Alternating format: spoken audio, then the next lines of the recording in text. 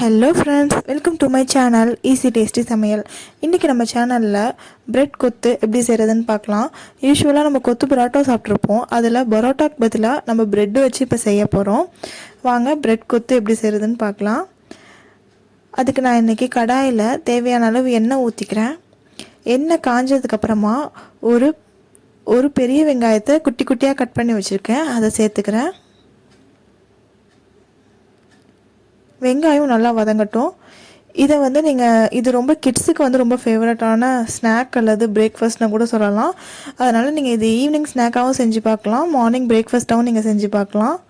ரொம்ப ஈஸியாக ரெடி பண்ணிடலாம். வெங்காயம் வதங்கினதுக்கப்புறமா ஒரு குட்டி தக்காளியாக குட்டி குட்டியாக கட் பண்ணி வச்சுருக்கேன், அதையும் சேர்த்துக்கலாம். இப்போ வெங்காயம் தக்காளி ரெண்டுமே நல்லா சாஃப்ட் ஆகட்டும்.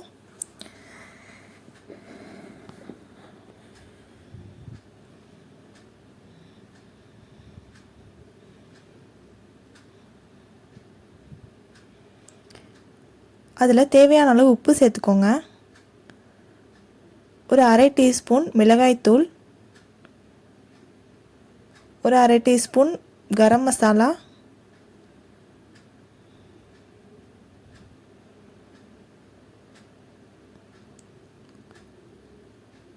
ஒரு அரை டீஸ்பூன் மிளகுத்தூள் சேர்த்துக்கிறேன்.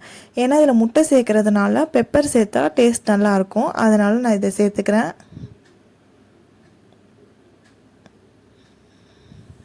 இப்போ மசாலாவோட பச்சை வாசனைலாம் போகிற அளவுக்கு நல்லா கொஞ்ச நேரம் ஸ்டவ்வை சிம்மில் வச்சு வதக்கி விட்டுக்கோங்க. நான் இன்றைக்கி 2 முட்டை எடுத்துக்கிறேன். 4 ப்ரெட் எடுத்திருக்கேன், அதனால் எனக்கு 2 முட்டை கரெக்டாக இருந்தது.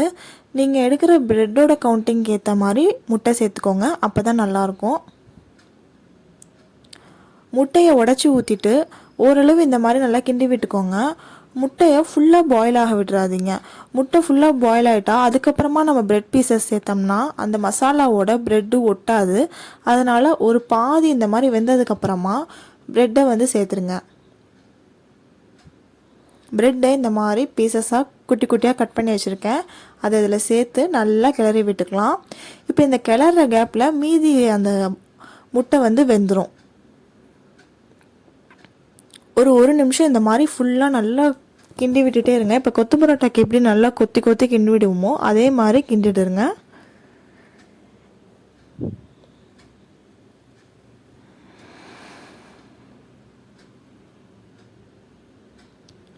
பாருங்கள், கொத்து ப்ரெட்டு சூப்பராக ரெடி ஆகிடுச்சு. நம்ம பரோட்டாக்கு பதிலாக ப்ரெட்டை யூஸ் பண்ணி கொத்து ப்ரெட் செஞ்சுக்கலாம். இதோட டேஸ்ட் ரொம்ப சூப்பராக இருக்கும். நீங்களும் ட்ரை பண்ணி பாருங்கள். கடைசியாக கொத்தமல்லி சேர்த்து ஸ்டவ்வை ஆஃப் பண்ணிடலாம். உங்களுக்கு இந்த சேனல் பிடிச்சிருந்தா லைக் பண்ணுங்கள், ஷேர் பண்ணுங்கள், சப்ஸ்கிரைப் பண்ணுங்கள்.